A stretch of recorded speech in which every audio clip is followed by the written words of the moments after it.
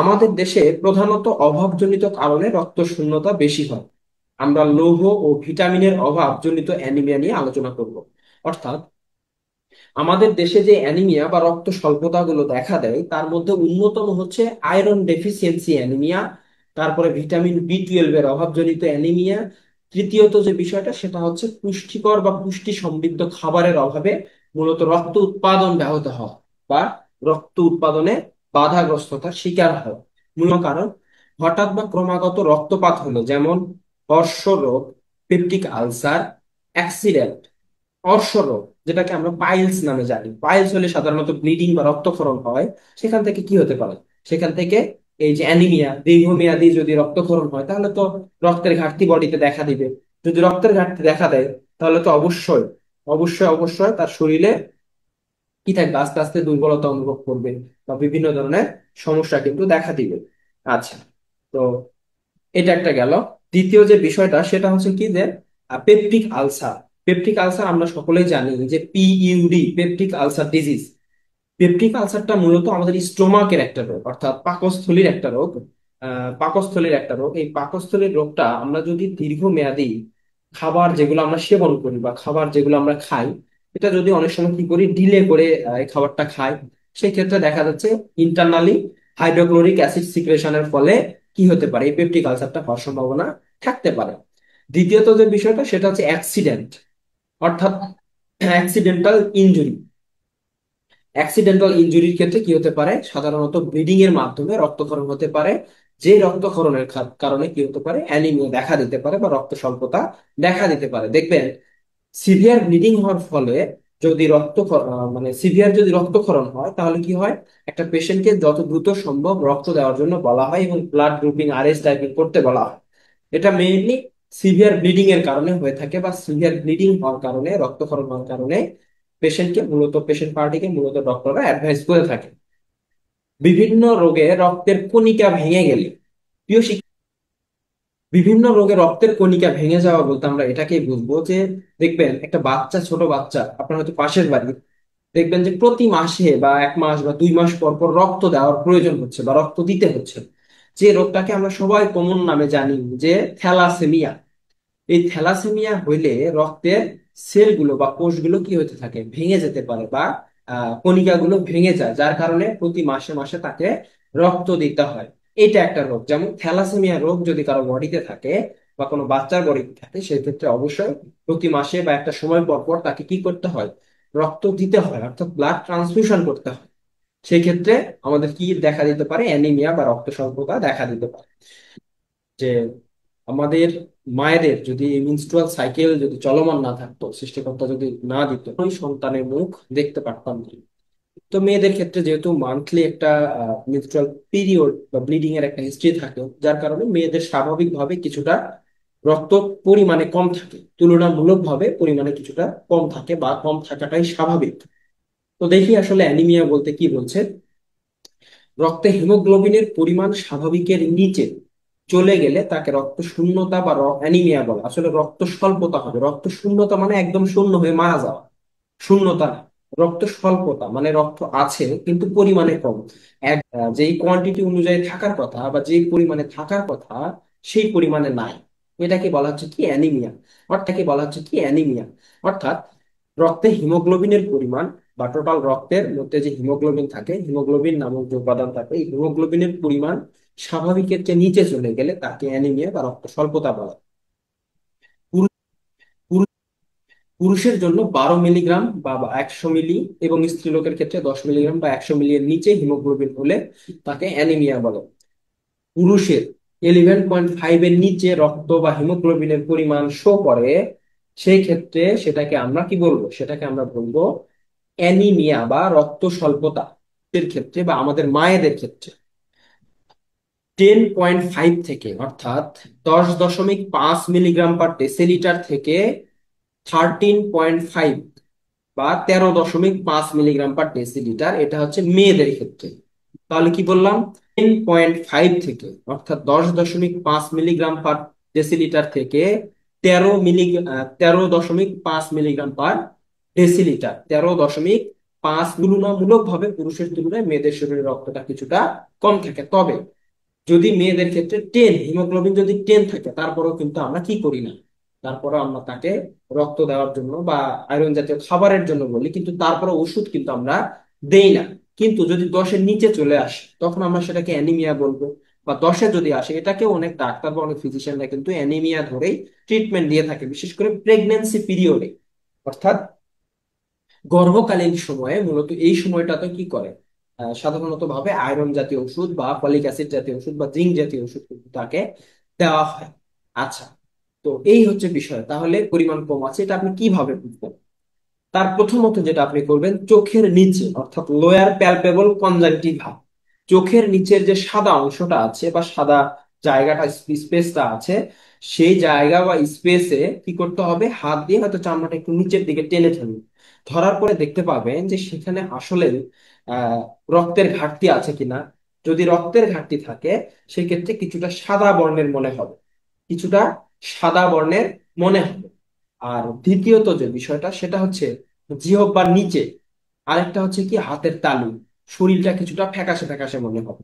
এইগুলো হচ্ছে একটা পেশেন্টকে দেখে বোঝার উপায়। কিন্তু পেশেন্টকে যখন আপনি জিজ্ঞাসা করবেন যে বাবা আপনার সমস্যা কি, একটু কাজ করলে হাঁপিয়ে ওঠা, শরীর দুর্বল লাগা, বসে থেকে হয়তো হঠাৎ করে উঠলো মাথা ঘোরা, হাত পা কাঁপাকাঁপি হওয়া, কাজকর্মে আলস্য দেখা দিবে, ভারী কাজ করতে পারবে না, একটু কাজ করলে বুক ধড়ফড় করা, এই যে ক্রাইটেরিয়া গুলো, এই যে কথাগুলো, এগুলো বাস্তবতা নিরিখে বলছি, আসলে সব তথ্য শীটের মধ্যে ইনক্লুডিং নয়, কিছু কিছু কথা এখানে লেখা আছে। যেমন মাথা ঘোরা, শরীর দুর্বল লাগা, হাত পা কাঁপা, চেহারা ফ্যাকাশে দেখা, তারপরে কাজকর্ম আলস্য ইত্যাদি। এইগুলোর পাশাপাশি ভারী কাজ করতে পারবে না সে। দ্বিতীয়ত কি হবে, যদি একটানা কোথাও বসে থাকে, হঠাৎ করে যদি উঠে দাঁড়ায়, সেই ক্ষেত্রে দাঁড়ানো মাত্র মাথা ঘোরাবে, দাঁড়ানো মাত্র কি হবে, মাথা ঘোরাবে বা মাথা ধরবে। তৃতীয়ত রাতে ঘুম ভালোভাবে হতে চাইবে না, অর্থাৎ ঘুমের একটা ব্যাঘাত ঘটবে বা ঘুমের একটা ঘুমের প্রবণতা কমে যাবে। চেহারা কিছুটা ফ্যাকাশে ফ্যাকাশে হতে পারে। আর আরেকটা বিষয় হচ্ছে একটু কাজ করলে হাঁপিয়ে যাওয়া, তবে এটাকে অস্থিরতা বলা যাবে। হ্যাঁ, অস্থিরতা অনুভব করা বা বুক ধড়ফড় করা, এই যে বিষয়গুলো, এগুলো মূলত একটা কি বলবো যে অ্যানিমিয়া বা বিশেষ করে আহ, বিশেষ করে রক্ত স্বল্পতার একটা পেশেন্টের ক্ষেত্রে এই জিনিসগুলো কি থাকতে পারে। ট্রিটমেন্ট অফ অ্যানিমিয়া, এটা একদম হেমোফিক্স এবজেক্ট নামে পাওয়া যায়, বেক্সিমকোর প্রোডাক্ট। এই ওষুধের মধ্যে মূল উপাদান হিসেবে আছে ferrous ascorbate, folic acid, zinc. অর্থাৎ আয়রন, ফলিক অ্যাসিড এবং জিঙ্ক। আয়রনের কাজ হচ্ছে ফেরাস অ্যাসকর্বেট, যেটা এটা মূলত আয়রন, আয়রন জাতীয় ওষুধ। আয়রনের কাজ হচ্ছে শরীরের লৌহের ঘাটতি ফিল আপ করা বা আয়রন ডেফিসিয়েন্সিটাকে দূর করা। ফলিক অ্যাসিড শরীরের মধ্যে শক্তি যোগানো। তারপর হচ্ছে জিঙ্ক।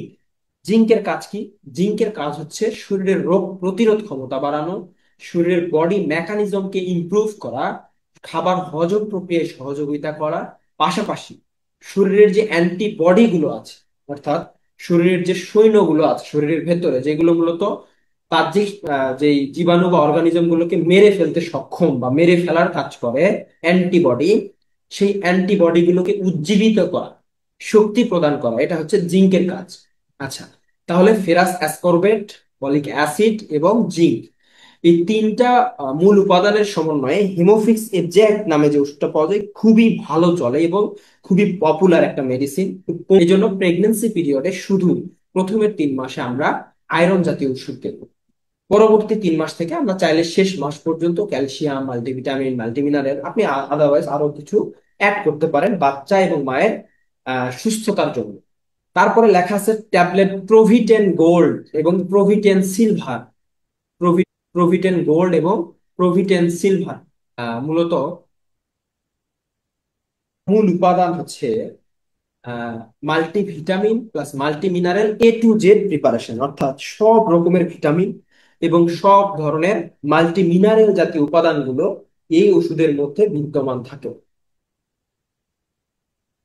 অ্যাটস প্রিমিয়াম নাম, খুবই কমন এবং খুবই মানে কি বলবো যে আহ, ইয়েতে পাওয়া যায় আর কি। আরেকটা পাওয়া যায় হচ্ছে অ্যাটস সিনিয়র নামে, সিনিয়রটা ওই আপনার 40-এর পরে, প্রিমিয়ামটা হচ্ছে 40-এর নিচে। প্রিমিয়ামটা হচ্ছে 40-এর নিচে যাদের বয়স, কারণ এই গোল্ড এবং প্রিমিয়াম এই দুটোর মধ্যে ক্যালসিয়ামের পরিমাণটা তুলনামূলকভাবে কম থাকে। আর সিলভার এবং হচ্ছে সিনিয়রের মধ্যে ক্যালসিয়াম জাতীয় উপাদানটা একটু বেশি থাকে। তো যাদের বয়স 40-এর নিচে তাদের ক্ষেত্রে গোল্ডটা ব্যবহার করব, যাদের বয়স 40-এর উপরে তাদের ক্ষেত্রে আমরা সিলভারটা ব্যবহার করব।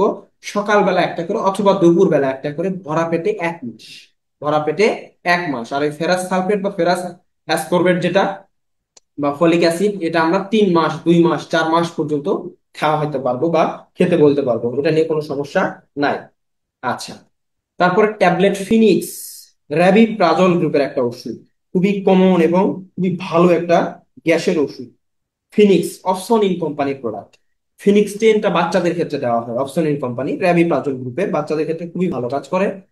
এই র্যাবিপ্রাজল গ্রুপের ফিনিক্স 20 মিলিগ্রাম যেই ট্যাবলেটটা বা ক্যাপসুলটা, এটা মূলত র্যাবিপ্রাজল গ্রুপের ওষুধ। সকালে একটা, রাতে একটা, ধরা সরি খাবার 30 মিনিট পূর্বে, টানা 3 মাস, 3 মাস এই গ্যাসের ওষুধ খেতে হবে। এই যে হেমোফিক্স এফজেড বা ferrous ascorbate, folic acid, zinc, এই জাতীয় ওষুধগুলো খেলে বা আয়রন জাতীয় ওষুধগুলো খেলে hyper sensitive sorry hyper acidity থেকে শুরু করে ইনডাইজেশন, পেটে ভুটভাট শব্দ হওয়া, কনস্টিপেশন, হাইপার অ্যাসিডিটি, এই জাতীয় সমস্যাগুলো কিন্তু লেগেই থাকবে। তো যে কয়দিন মূলত আয়রনের ওষুধ দেব, সে কয়দিন আমাকে গ্যাসের ওষুধটা এখানে অ্যাড করে দিতে হবে। যে কয় মাস খাওয়াবো সে কয় মাসে কিন্তু আমাদেরকে গ্যাসের ওষুধ অ্যাড করতে হবে। যদি কোনো পেশেন্টকে আপনি ferrous ascorbate, folic acid, zinc এই জাতীয় ওষুধ দিয়েছেন, কিন্তু দেখা যাচ্ছে যে গ্যাসের ওষুধ হয়তো 1 মাস লিখেছেন ভুল ক্রমে, পরবর্তীতে দেখবেন 5 দিন বা 7 দিন পর পেশেন্ট এসে আপনার কাছে ফিডব্যাক জানতে চাইবে বা ফিডব্যাক দিবে যে আমার বুক জ্বালা পোড়া করছে, পেট উদ্ভাট করছে, তারপরে কনস্টিপেশন বা কোষ্ঠকাঠিন্য হচ্ছে।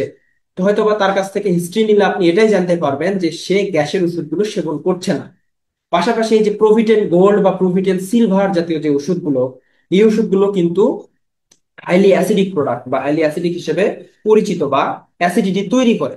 যার কারণে ভালো মানের গ্যাসের ওষুধ এখানে অ্যাড করবেন। এখানে আলতু ফালতু কোম্পানির কোনো গ্যাসের ওষুধ দেবেন না। আমি কোনো কোম্পানিকে ছোট করতে চাই না, তবে ভালো মানের গ্যাসের ওষুধগুলো এখানে অ্যাড করবেন। আপনি ইসোমিপ্রাজল গ্রুপের অ্যাড করতে পারেন, প্যান্টোপ্রাজল গ্রুপের অ্যাড করতে পারেন, ডেক্সল্যান্সোপ্রাজল গ্রুপের গুলো অ্যাড করতে পারেন। যে কোনো গ্রুপেরই ভালো মানের ভালো কোম্পানির ওষুধগুলো ব্যবহার করবেন। এর পাশাপাশি যদি আপনারা মনে করেন যে খাবারের রুচি বাড়ানোর জন্য কোনো ওষুধ এখানে দেওয়ার প্রয়োজন, সেক্ষেত্রে আপনারা ইফিডো অর্থাৎ ডমপেরিডন গ্রুপের অথবা আপডেট জেনারেশন ইটোপ্রাইট, ইটোপ্রাইট হাইড্রোক্লোরাইড, হ্যাঁ ইটোপ্রাইট হাইড্রোক্লোরাইড, এই ওষুধটাও দিতে পারেন সকালে, দুপুরে এবং রাতে, যেটা খাবারের রুচি বাড়াবে। খাবারের রুচি বাড়াবে। এটা হচ্ছে বিশেষ করে ডমপেরিডন বা ওমিডনের আপডেট জেনারেশন একটা মেডিসিন। আপনারা চাইলে ডমপেরিডন গ্রুপের যে কোনো কোম্পানির খুশিয়া এই ওষুধটা ব্যবহার করতে পারেন, যেটা মূলত খাবারের রুচিটা বাড়াবে, ইনডাইজেশন বা বদ হজম থেকে পেশেন্টকে রক্ষা করবে। পাশাপাশি পেটের বিভিন্ন ধরনের পীড়া বা পেটের প্রদাহ, জ্বালা পোড়া, এই ধরনের যে সমস্যাগুলো আছে বা এই ধরনের যে কেসগুলো আছে, সেইগুলো থেকে পেশেন্টকে অনেকটা মুক্তি দেবে। এই যে কিছু খাবারের প্রতি মানে দৃষ্টি দিতে হবে, যে খাবারগুলো কেটে রাখলে কালো হয়ে যায় বা কালচে বর্ণ ধারণ করে, যেমন বিভিন্ন ধরনের কচু শাক বা কচুর লতি থেকে শুরু করে আমরা যে কচুর ওল বলে থাকি সেটা, পাশাপাশি সবুজ শাকসবজি, সবুজ শাকসবজি এবং পেয়ারা, আপেল, এই জাতীয় যে ফলমূলগুলো আছে, যেগুলো কেটে রাখলে, কলা, যেগুলো কেটে রাখলে মূলত কি হয়, কালো হয়ে যায় বা কিছুটা প্রভাব ধারণ করে, সেগুলোর ক্ষেত্রে আমরা অবশ্যই অবশ্যই এই ফলমূলগুলো বা এই খাবারগুলো বেশি পরিমাণে খাবো বা সেবন করব। তাহলে সরি সেবন না, খাবো, তাহলে কি হবে, খাবারের মাধ্যমে অনেকটা কি হবে, যে আয়রনের যে ঘাটতিটা এটা ফিল আপ হবে। পাশাপাশি ওষুধগুলো সাপোর্টিভ হিসেবে কাজ করবে।